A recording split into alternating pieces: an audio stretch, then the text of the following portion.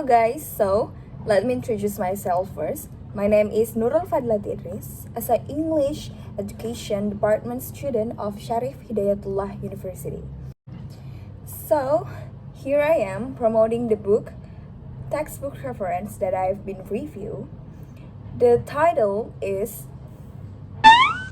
English as a Global Language, written by David Crystal and published by the Cambridge University Press in 2003, within 212 pages on it.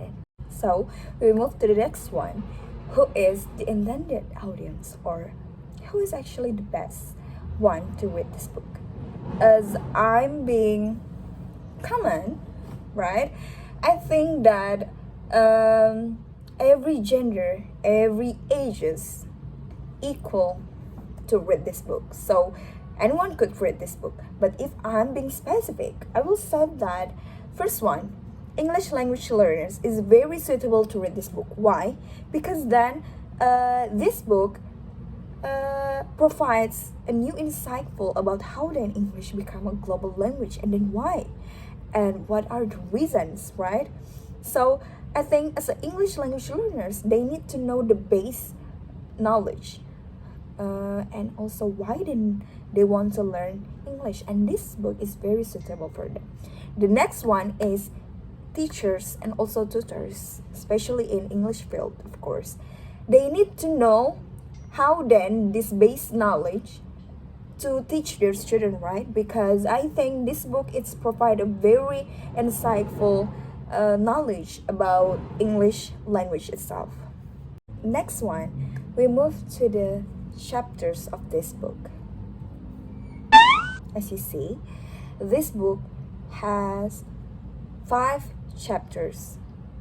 Okay, 8 chapters consisted 1 till 2 or then more subtitle. So the first chapter, why a global language? It consisted of what is a global language, what makes a global language, why do we need a global language, and what are the dangers of global language. And could anything stop a global language?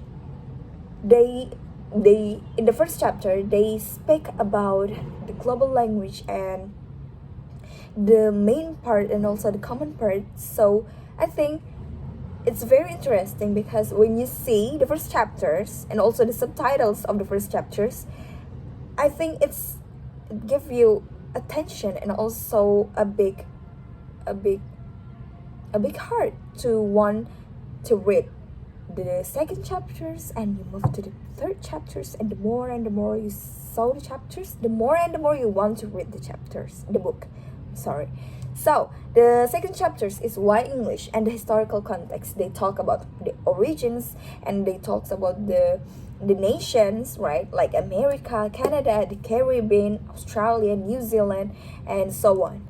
And the third chapters, they talk about why English and the cultural foundation. They talk about political developments. They also talk about access to knowledge and taken for granted. So as you see in the third chapters, from 1 till this third chapters, it's not only talk about why English then become a global language, but it provides many insightful knowledge about language itself, right? Move to the fourth chapters.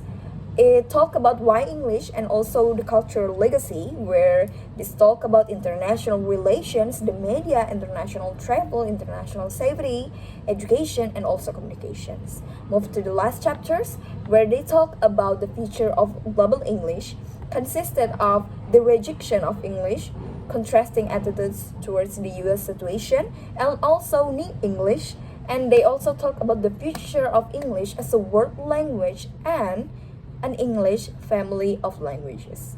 So, as you hear, this book, from the chapters, you know that this book is very, very great, right? Okay, so we move to the next part where I will explain the first chapter. So, I will not precisely talk about the subtitle in each chapter, but I will just talk about the main part and the common part that you will gain after reading each chapters. So, first chapter, chapter 1, why a global language? This chapter actually explains the concept of necessity in a global language. A global language, we know that a global language is one spoken and understood by many people in worldwide, right? And it is also used in international business, politics, science, and also culture.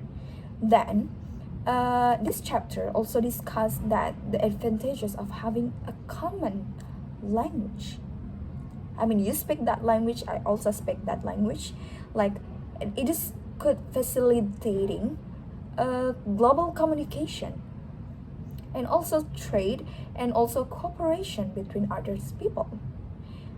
But however, this also highlight a risk. These chapters highlight a risk where there is such a potential loss of others' languages and also cultural identities, where this chapters concludes that exploring scenarios could prevent a language from becoming a global, and also including political changes and also technological achievements in translations. Yeah, so this chapter is quite heavy, but it's also very interesting. So we move to the next chapter, the second chapter. It is quite heavy. It's consists a heavy material that I will say a little bit of my notes here.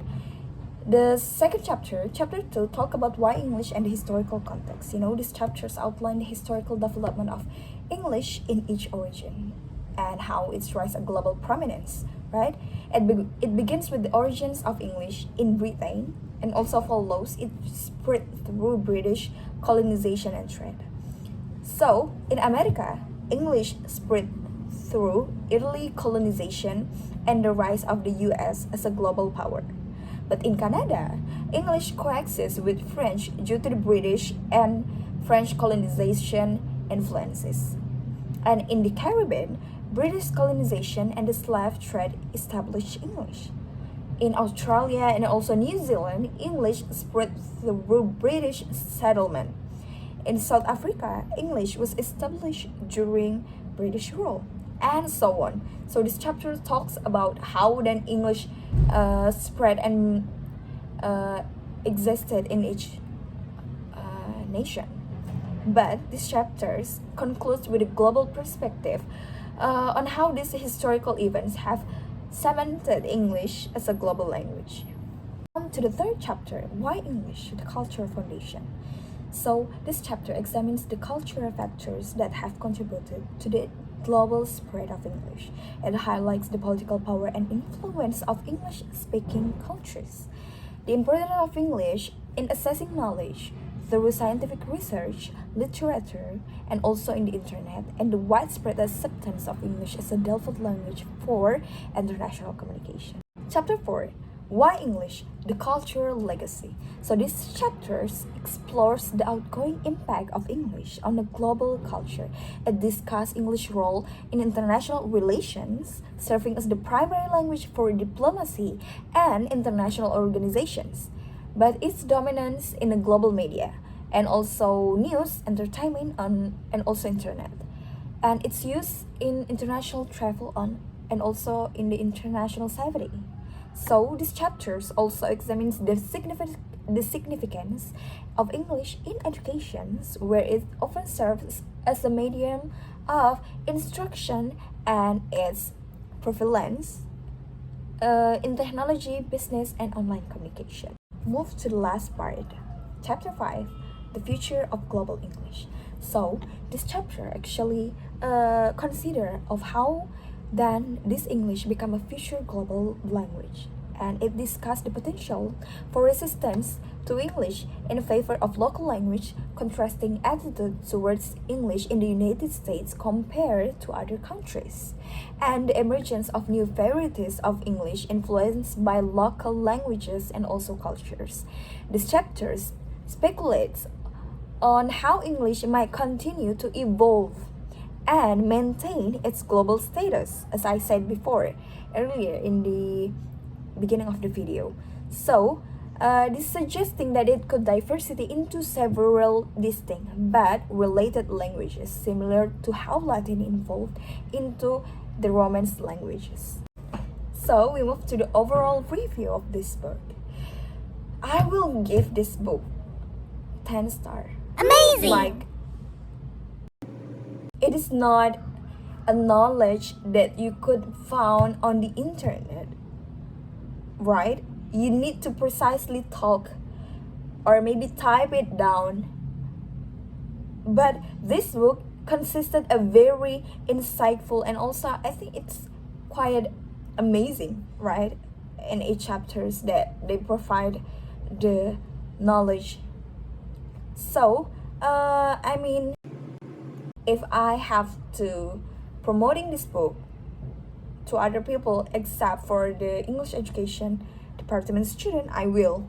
So they could know that how then English is become a global language and how it's maintained the status of its global, right?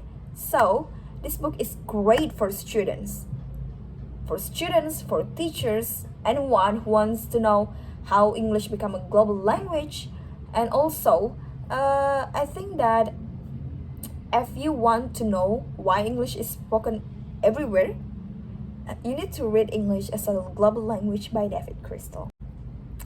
So I think it is the ending of my video. I hope that when you saw this video, you could gain a new insight, and it also could help you to choose a reference book to read.